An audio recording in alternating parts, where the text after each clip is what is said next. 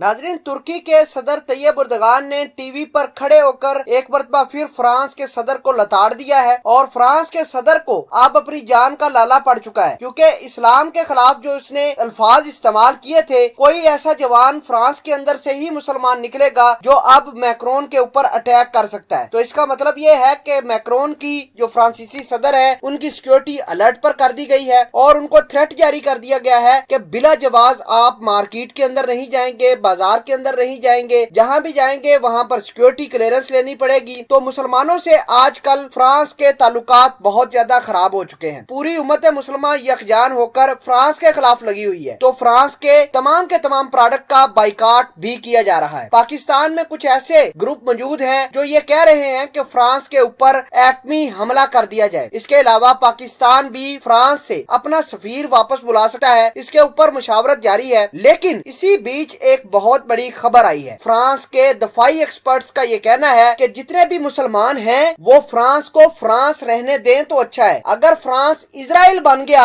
या इजराइल की तरह बिहेव करना शुरू कर दिया तो उम्मत मुसलमान के लिए काफी मुश्किलात खड़ी हो सकती हैं। इस्लाम को फ्रांस के अंदर बैन भी किया जा सकता है। बहुत सारी डेवलपमेंट आज की इस वीडियो में हम आपको बताएंगे और फ्रांस के दफाई एक्सपर्ट्स किस तरह तुर्की, पाकिस्तान या फिर बड़े बड़े मुमालिक जो इस्लामी हैं उनको देख रहा है, सब कुछ डिटेल के साथ बताएंगे। छोटी सी गुजारिश है कि आप हमारा यूट्यूब चैनल हसनात टीवी को सब्सक्राइब कर लें, घंटी के निशान को दबा लें ताकि लेटेस्ट न्यूज आप तक पर वक्त पहुंचती रहे। नाज़रीन, जैसा कि आपको पता है कि मुसलमान मुमालिक ने सारे के सारे यकजान होकर फ्रांस के ऊपर धावा बोला है। इसी बीच फ्रांस के दफाई एक्सपर्ट्स ने एक बयान जारी किया है खुसूसन तुर्की और पाकिस्तान के लिए, और कहा गया है कि फ्रांस को फ्रांस ही रहने दिया जाए तो ये उम्मत मुसलमान के लिए बहुत अच्छी बात होगी। अगर फ्रांस ने अपना रवैया इजराइल की तरज पर कर लिया, यानी जिस तरह इजराइल मुसलमानों के खिलाफ एक बहुत बड़ा जहर उगलता है या मुसलमानों के खिलाफ कार्रवाइयां करता है, अगर फ्रांस ने भी करना शुरू कर दी तो उम्मत मुसलमान खतरे में पड़ जाएगी। इस तरह के बयानात फ्रांस के दफाई एक्सपर्ट्स कहना शुरू कर दिए हैं। नाज़रीन, आपको ये बता दें कि उन्होंने एग्जाम्पल दी है फ्रांस के दफाई एक्सपर्ट्स ने कि इजराइल कोई बड़ा मुल्क नहीं था, ना ही ताकतवर था। जैसे जैसे मुसलमानों ने उनके साथ पंगा करना शुरू किया यहूदियों के साथ, तो उन्होंने अपने आप को डेवलप करना शुरू कर दिया। तो फ्रांस तो वैसे ही बहुत ज्यादा डेवलप है और उनके पास हथियार भी बहुत ज्यादा है, उनकी डिप्लोमेसी बड़ी स्ट्रांग है फ्रांस की। तो फ्रांस के दफाई एक्सपर्ट्स का ये कहना है तो मुसलमान फ्रांस के सामने टिक नहीं पाएंगे। तो फ्रांस का तो जाएगा कुछ नहीं, लेकिन जितने भी इस्लामी मुल्क हैं उनका काफी नुकसान हो सकता है। नाज़रीन, आपको ये बता दें कि मामलात खराब उस वक्त हुए जब तैयब एर्दोगान ने टीवी चैनल पर खड़े होकर फ्रांस के खिलाफ कार्रवाई करने का ऐलान किया, फ्रांस की एक एक प्रोडक्ट को बैन करने का ऐलान किया। अब यूरोपीय यूनियन से फ्रांस को मदद मिलना शुरू हो गई है। इसके अलावा